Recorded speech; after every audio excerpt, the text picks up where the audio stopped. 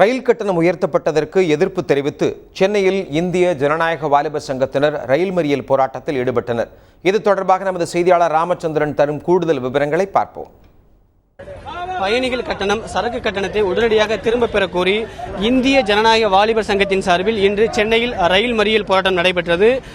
சமீபத்தில் மத்திய ரயில்வே அமைச்சகமானது பயணிகளின் ரயில் கட்டணத்தை 14.2%, அதேபோல சரக்கு கட்டணத்தை 6.5% உயர்த்தியது.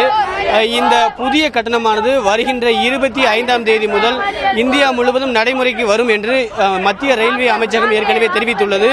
இதனை கண்டித்து இன்று சென்னை வடசென்னை பகுதியில் இருக்கக்கூடிய கொருக்குப்பேட்டை ரயில் நிலையத்தில் டைஃபி எனப்படக்கூடிய இந்திய ஜனநாயக வாலிபர் சங்கத்தின் சார்பில் ரயில் மறியல் போராட்டம் ஈடுபட்டது.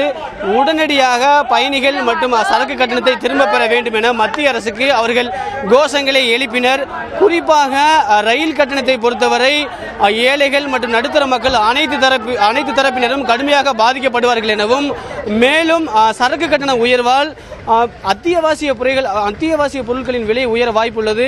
இதனால் விலைவாசியும் கடுமையாக உயரும் என அவர்கள் தெரிவித்தனர். உடனடியாக மத்திய அரசானது இந்த ரயில் கட்டணம் மற்றும் சரக்கு கட்டண விலையை திரும்ப பெற வேண்டும் என அவர்கள் கோரிக்கை விடுத்துள்ளனர். தந்தி செய்திகளுக்காக ஒளிப்பதிவாளர் தேவராஜுடன் ராமச்சந்திரன்.